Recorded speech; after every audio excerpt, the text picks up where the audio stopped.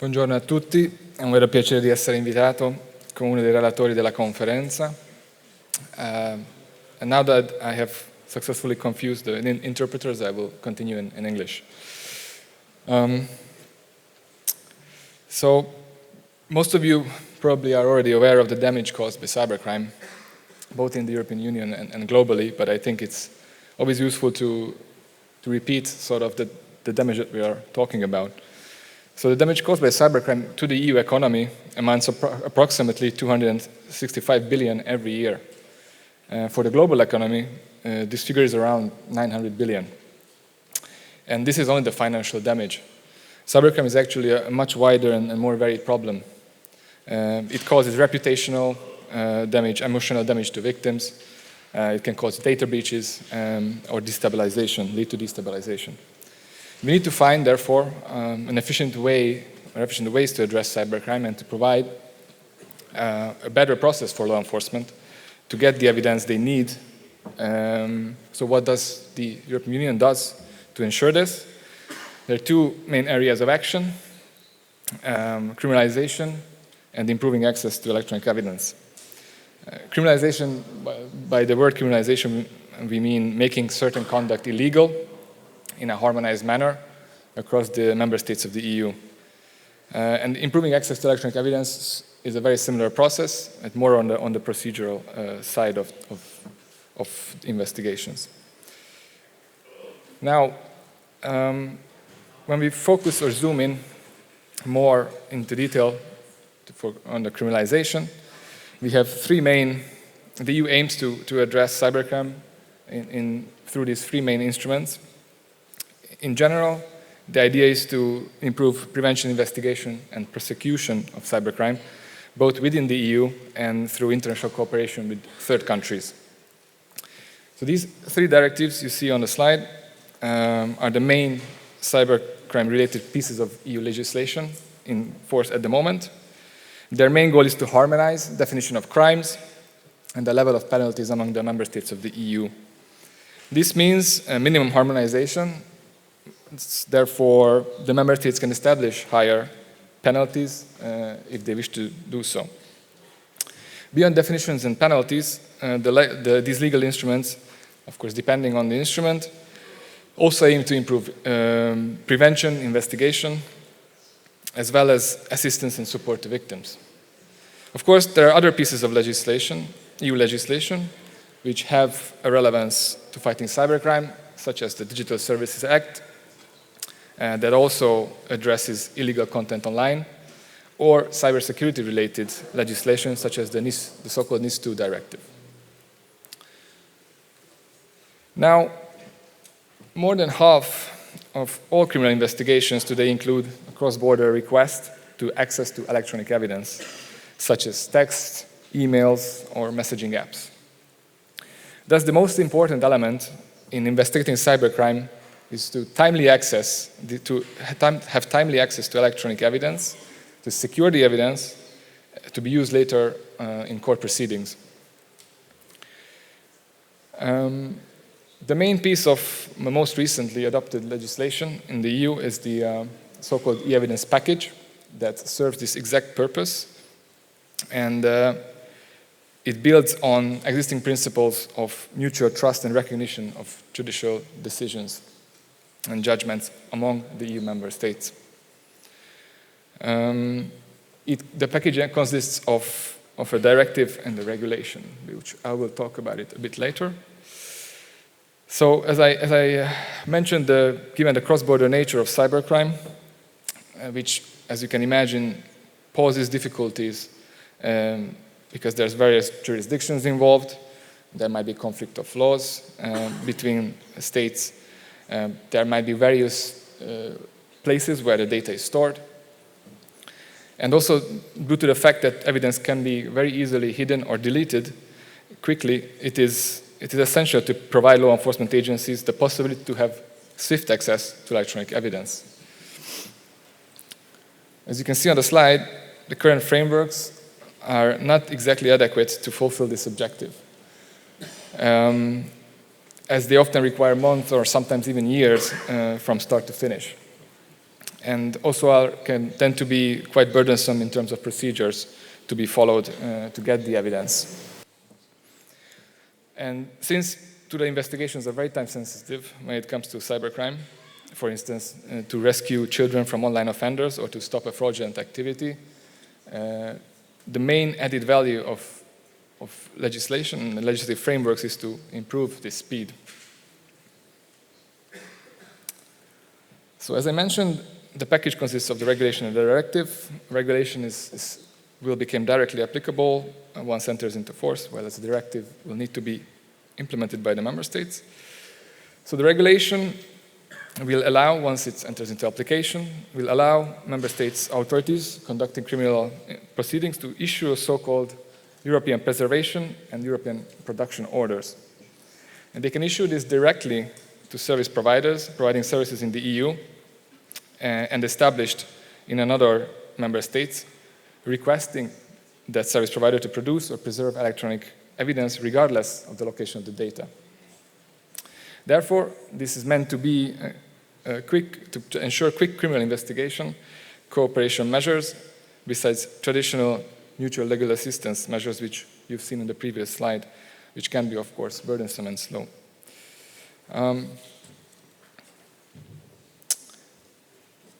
And beyond the regulation, we have the directive, which complements the regulation, and it lays down rules on the addressees of orders, so who can receive these orders and who will have to react to these orders, which will be basically for those service providers which are not established in the EU, they will have to have designated establishments, and if they are not established and don't have designated establishment, then they have to appoint a legal representative. As long as the service providers offer services in the Union. And the addressees, so they will be responsible to receive the orders and to comply with them.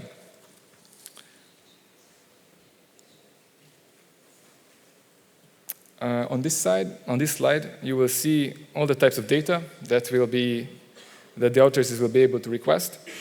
These categories cover traffic, subscriber, and content data. These types of data are the most useful for investigations, as authorities rely on them to identify a perpetrator, to gather evidence of illegal content, for example, child sexual abuse material. Now, the evidence regulation will apply to service providers, which, as I mentioned, offer services in the Union. These include social media platforms as well, for instance. And these providers, with a few exceptions, will be obligated once they receive an order.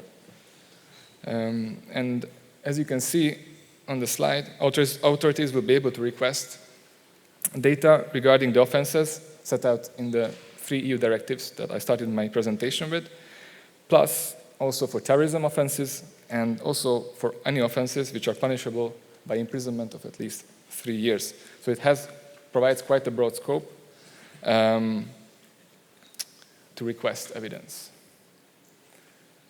These are the 2 types of orders I mentioned. The required speed to reply to the orders is one of the main advantages, as I explained, offered by the regulation. And also, as I highlighted earlier, the current frameworks require months to complete, whereas the new system will allow to obtain evidence in a matter of days, or in certain circumstances, even a matter of hours. So the question is, of course, how long we have to wait until we can rely on this framework, and why do we have to wait? Well, the directive will become applicable a bit earlier to prepare the ground for the application of the regulation by appointing the designated establishment and the legal representatives. Such a long transitioning period is also required because there has to be a setup of an EU-wide decentralized IT infrastructure which will provide the platform for both public authorities and service providers to communicate with each other. So for authorities to send the requests and also to share information with each other. So as you can see, there's still 2 years until these tools and this framework will become applicable in practice. So still staying at the current legal framework, but expanding our view, zooming out a bit outside of the EU, we have the Council of Europe, Budapest Convention, which you might be familiar with, which was is the first sort of international instrument to address cybercrime. And to complement that instrument, in November 2021, the Council of Europe adopted the second additional protocol to the Budapest Convention to enhance cooperation, disclosure of electronic evidence. So the issues I highlighted before, the increasing complexity of obtaining electronic evidence, of course, are also applicable beyond the EU. Therefore, the protocol aims to provide a solution similar to the e-evidence regulation by creating a legal basis, again, in similar fashion, to direct cooperation between the public authorities and service providers for requesting and disclosure of information. Main difference is the scope is more limited than the e-evidence regulations scope, in that it can only be used to request domain name registration information and subscriber information. And for example, content data cannot be requested through this framework. Now, this protocol will become applicable after 5 states ratify it. Currently, we stand at 2 ratifications. Therefore, it's a bit difficult to say when it becomes applicable. It all depends on the speed, how quickly states will ratify it. Now, of course, beyond this data request or evidence request function, it will also allow for further new measures and strengthen safeguards compared to the base Budapest Convention. These include expeditious access to subscriber information and traffic data, expedited cooperation in emergencies, and so on and so forth, and most importantly, quite robust personal data protection safeguards to ensure full respect of fundamental freedoms and rights of citizens.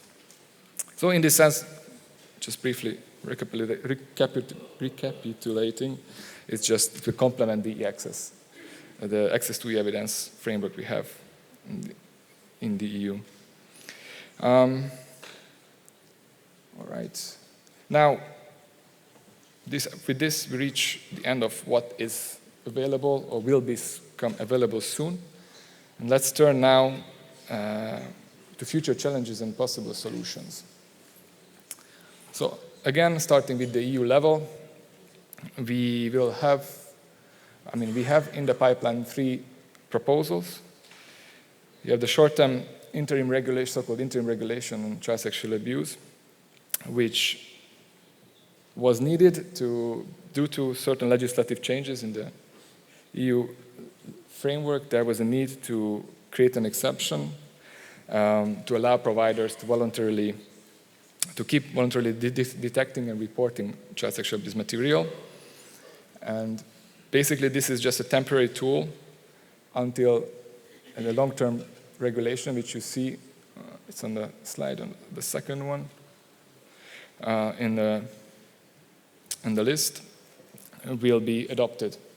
So recently, the only development on this, that of course the negotiations on the long-term proposal are still ongoing, the legislative process is still ongoing, and the more time was needed compared to the initial proposal of the interim regulation, which was due to expire. So there was an extension to it until 2026, basically. So this is something that it's an existing instrument, but it has been recently extended, so it can apply until 2026. Now, the long-term regulation lays down rules to prevent and combat child sexual abuse, which, of course, as you can imagine, this issue and this crime this phenomenon is further exacerbated by advances in technologies such as AI-generated images or encryption that can easily hide or make it very difficult to access the evidence. So this regulation will seek to create a permanent solution for detecting and reporting online child sexual abuse material, and not just a voluntary basis, but on an obligatory basis for certain service providers. And it will also foresee certain sanctions, as well as setting up a so-called EU center that will facilitate the implementation of this regulation. The final one is, again, it's an existing piece of legislation, the Child Sexual Abuse Directive, which I mentioned in the beginning of my presentation. And there's an ongoing legislative procedure to bring it up to date, to make it more future-proof, and basically to make sure that it adequately addresses the challenges that have arisen ever since the original directive has been adopted. It will expand definitions of crimes, increase level of penalties, and also increase assistance to victims. Now, the high-level group on access to data has been set up because, as we have seen, communication data is needed for almost all investigations due to the overall digitalization of our societies. Unfortunately, in 2014, the European Court of Justice annulled the EU Data Retention Directive, which obliged electronic communication providers to store specific non-content data for a minimum and maximum period for the purpose of making it available to law enforcement authorities for investigations of serious crimes. Now, since then, and also due to subsequent judgments of the court, the EU member states' legislative landscape has become quite scattered and uneven, since there was no harmonized legal framework in place. And basically, the member states' frameworks, they started providing different categories of data to be retained for different periods of time.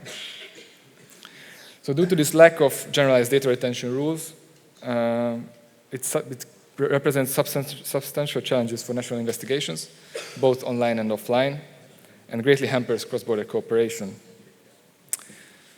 For instance, it makes it very difficult to follow up on leads on dissemination of child sexual abuse material, which may become impossible. Now, and in particular, of course, I also already mentioned the issue with end-to-end encryption, which, of course, it's an important tool to protect privacy, but it also might make lawful interception of communications impossible, and the seizure of data essentially useless. So in practice, this prevents the identification of suspects and any possibility to monitor their activities. And there is a real risk if this challenge is not properly addressed. Criminals will benefit from online safe havens of impunity, where anonymity is guaranteed and at the expense of victims of crime. Therefore, there is this new initiative to rebalance between the necessity of security, consideration, and protection of fundamental rights. And this high-level group has been set up in 2023. It's a bottom-up process, and the European Commission acts as a facilitator in this process. It will establish a collaborative and inclusive platform for stakeholders to work towards a sort of a commonly accepted solution. It has a strategically forward-looking vision and enabling a comprehensive EU approach to this issue to ensure access to data for law enforcement. Basically, the main outcome, it will be a set of recommendations for further development of union policies. So this is expected in the spring of this year. So these recommendations will be released quite soon. Now, reaching to artificial intelligence and the AI Act. Of course, as mentioned before by Matteo, there is a dual use of AI. It can be a great tool. It can also be exploited for criminal activities. But also, in the positive side, so it can present significant opportunities to fight crime. For example, AI has proven to be effective in analyzing and categorizing large quantities of data and facilitating its analysis by law enforcement. In terms of how the legislative process stands, a provisional political agreement has been reached by the co-legislator in December 2023. And basically, this instrument will provide a horizontal approach on any technology that uses AI and is released on the EU market. It covers, therefore, the regulation covers various policy areas, including security and fighting crime. And of course, it categorizes basically the AI technologies into three categories, from low to high risk. And as you can imagine, the law enforcement applications are often end up in the high risk category.